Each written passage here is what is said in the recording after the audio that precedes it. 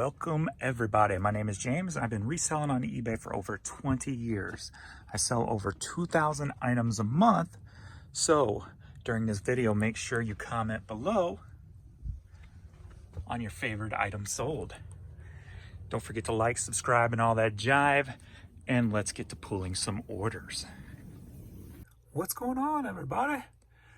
Well, today is Black Friday. We're at 6 p.m. and it's been really slow on eBay. Not surprisingly, because people are probably out in the stores and stuff today. But throughout the day since this morning, I've only sold like 19 items, so it's been pretty slow. But it was pretty decent overnight, so not really complaining. It's Black Friday, so we'll see how it ends up after people start getting home tonight. But I've noticed that YouTube's kind of helped me feel better about negatives on Facebook, or not on Facebook, but on eBay. Due to the fact that there's so many negative people on YouTube, whether it's like thumbsing down or just making stupid comments, that it doesn't bother me there. So I'm like, why do I let it bother me on eBay, you know? So like, I know that in fourth quarter, you always get more negatives than any other time of the year because there seems to be a lot, you know, more unhappy people around the holidays, which I guess can make sense. But, yeah, like I just got one today and I'm like, whatever. When you do what you want and you do the right things and you know, you're never going to please everybody. So you should never try to please everybody. Always, you know, put effort out there if somebody's displeased with your service that you're providing, your business wise. You know, obviously take that extra step, and like I do, when I comment on a negative, I'm like, I'm doing more when I'm responding to a negative, more about teaching future people who look at feedback. I personally don't look at feedback if a person's got, you know, like over 100 feedback and they're selling something. I really don't pay attention to it because being a seller for 20 years, I understand how the feedback system works. Because that means they probably sold at least 300 items if they have 100 feedback. So when I respond to negatives on there, I kind of try to teach the future people who look at negatives like, hey, if you're unhappy, I have free returns. All you have to do is reach out to the buyers on eBay. Most of them will go out of their way to make it right. But because actually 99% of my negatives, if not 100%, they don't reach out to me. They just leave a negative. And then when I try to respond and reach out, they usually don't even respond back. You know, telling them, hey, I got free returns. It didn't cost you nothing to throw it back in the box. Throw the label on it and throw it in your mailbox with the flag up and there's no effort to it. So I try to teach people that, you know, there's no point in leaving negatives if you don't like it. Just reach out to the buyer or the seller and 9 times out of 10, they're going to make it right. So I didn't even let it bother me today. And I think the last one didn't bother me either. I'm just like kind of over it. So I think YouTube, dealing with so many negative people on YouTube and not letting it bother me, it's kind of made me realize that there's no point in letting negative stuff on eBay bother you as long as you take the steps to try to right the situation, you know, throw it out there and go, hey, sorry you didn't like it. Go ahead and send it back for free, etc., you know. And I'll give you a full refund, no big deal. But like I said, most of the people don't even respond back. You might get 1 out of maybe 10 or so that will respond back and go, oh, I'm sorry, blah, blah, blah. I'll send it back. And then they take the negative back. So, but other than that, so we're going to go ahead and just pull these 19 items and be done for this evening and get back to listing.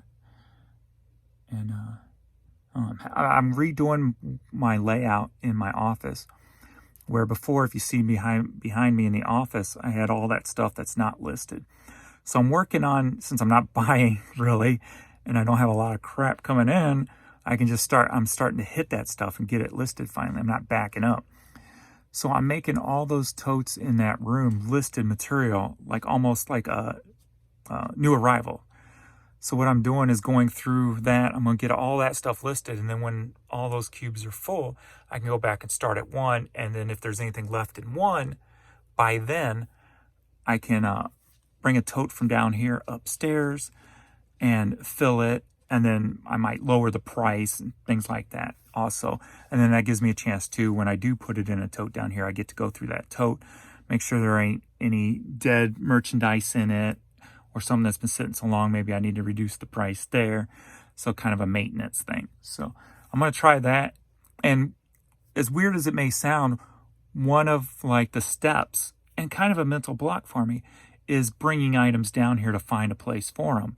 Because if you're so packed, it can be a little like overwhelming. Like, yeah. So this is kind of like freeing that up so I don't have to worry about it. So it's giving me a lot of extra space and then a lot of extra time down here to, say, empty a tote. So when I pull one upstairs, it might be almost empty by the time I start to fill it again. So it's going to help out in that situation too with one of the steps. So I'm always trying to find ways to take away blocks, make steps quicker, etc., make things quicker. So that's the one thing I'm doing right there. So let's finally get into some pulling. You can stop listening to me blah, blah, blah, blah. I got a question for you. Are you watching the honey hole sessions? Bam! We got fluffy, fat kitty, taco-eating astronaut here. I paid $1 for that on the honey hole sessions. And it sold, I took an offer for $9. Ivory Materials Incorporated. Cool little trucker vintage hat. Sold for $9. $9, Miss Courtney. Is that acceptable for you? I'll take that wag as a yes. Yes, it is. All right. There's Mr. Vern looking up at me. Hello. Trying to come up with like clever titles for these videos is it's challenging. Trying to come up with something that's going to get a lot of people, a lot more eyes on it to try to grow the channel a little bit. So it seems like that's why I made that one about I complain on eBay just to get views. Kind of why I made that one is because when you complain or you have a complaining title or a complaining thumbnail, those get the most views. So I kind of did that just to see what would happen, to see if I'd get a lot of thumbs down because I wasn't really complaining. Why can't I find this? Oh, I'm looking on the wrong shelf. Dumbass. So I'm trying to find different ways to get my videos. Hey, that just sold. Wonder if they paid already. I don't know. I'll put that there for... Here's what I'm looking for. Earth, Wind, and Fire cassette. So if you guys can help me share videos and stuff or try to bring in new people, I'd appreciate it. I'm like at 180 a month now income on here. At least that's what it's saying. I'm projected, I guess, for next month. I just got a drop into my account for 156 for November. So that's pretty cool. So the next step is to try to see if I can get close to $200, if not over $200 for December. That'd be kind of neat. So we got this Earth, Wind, and Fire cassette sold for $10. So yes, they did pay. Boom. And so this cassette sold for $14. So I'm trying to think of other creative ways to make my title or thumbnail to catch attention and like get into that algorithm where people are going to see it a lot more. It's a tough little game to play, but hey, it's kind of fun. I like the challenge, That's the way I'm kind of looking at it now. When I started, I would not even started, but when I was doing YouTube, I would even say as early as, say, 4 months ago, I would get frustrated, like if I couldn't figure it out or my video wasn't taking off or anything like that. But then obviously since then I've learned to appreciate the views I do get and all you guys, because I totally appreciate all that. So I'm taking it as like a challenge to try to find that right boom, that's going to take the channel to the next level, to get like, you know, 500 views per video. where now it, because I remember when 100, I'm like, woohoo, and now I push almost 200 plus. So when I get 200, I'm like, woohoo. So I'm just trying to find that next step to get to 3 to 4 to 5. So it's kind of a fun challenge. So I'm enjoying it. But we got this Timberland hat sold for $10. What's up, babies? And of course, obviously, you know, like being on Tommy's channel helped me out a lot. A lot of you guys found me from that. Appreciate that. And then some other, you know, resellers actually mentioning me on their channel. So I totally appreciate all that too. That was very cool. So a lot of my recent jumps, because, or at least the bigger jumps, was because of the help that they've given me. So doesn't go unnoticed for sure. I appreciate it totally. We got this company cassette. Here's something, a tip, if you get these, find an old cassette. And I need to do this more often because I don't do it every time. I forget. Like if you see the sticker on the top of it like that, that's an original case. So go ahead and put in the title original case and take a picture of that, because I'm sure there's collectors out there that, I know there's collectors that specifically look for original cases. So that could help something sell a little bit quicker or for a higher dollar even. Did I say this sold for $7? I don't remember. You're talking too much, James. Work. I'm talking more because I don't have as many sales. So we got a lot of 20 hats here. Sold for $17. Going to Austin, Texas. Hey, Courtney, are you ready for a hat lot? Yeah. All right. We got 2 hats sold for $20. We got the St. Louis Cardinals hat. And we got a Yale hat.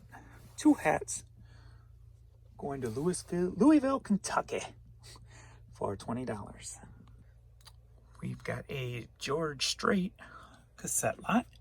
6 cassettes sold for $7. I think I'm just feeling better because my dad's having a better couple last days.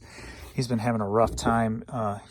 He's having a harder time walking, and he's falling over a lot more and stuff. So I'm having to pick him up, and his voice has gotten extremely low.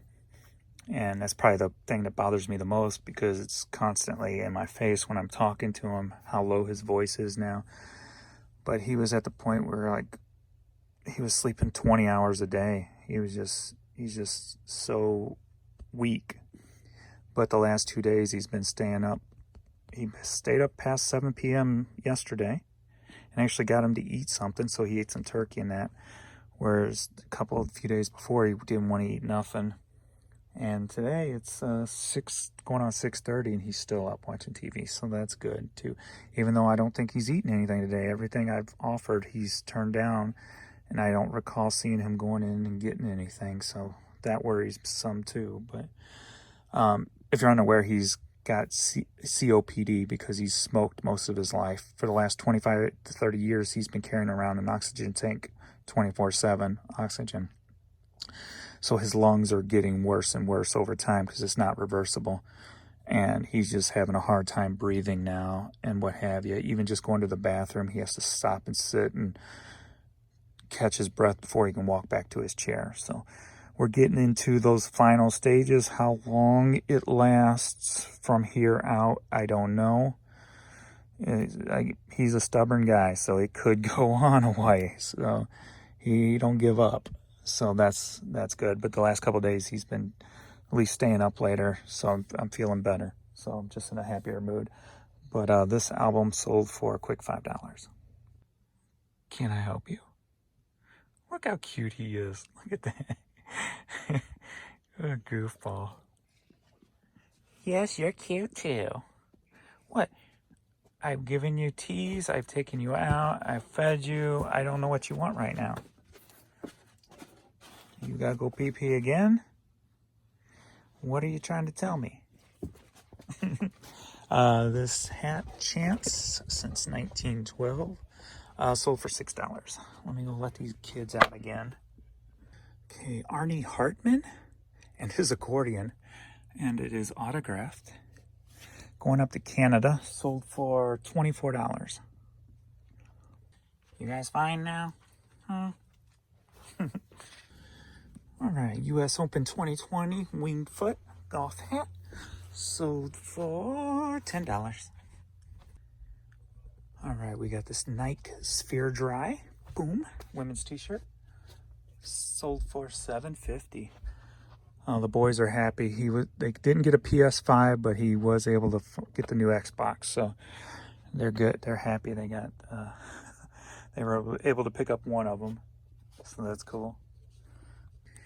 All right, we got this spiffy Cleveland Cavaliers hat, New Era snapback, sold for $14. Whoosh, bam. All right, we got a St. Louis Rams Reebok hat, sold for $6. All right, Andre Ria, I don't know, something like that. Merry Christmas CD, sold for $7. All right, we're going looking for a little Jazz 5 cassette box set, sold for $11. The Jazz Collector Edition.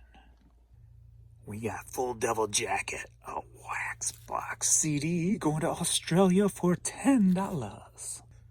It's a shocker. Not the Steel Panther shocker, but shocker. See, his hat sold for $10.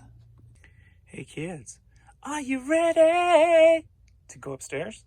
You ready to call it a night? You ready? You ready? At least call it a night from down here. Had a nice little easy ship. Very little sold, so hopefully that'll pick up here shortly. All right, let's go, kids.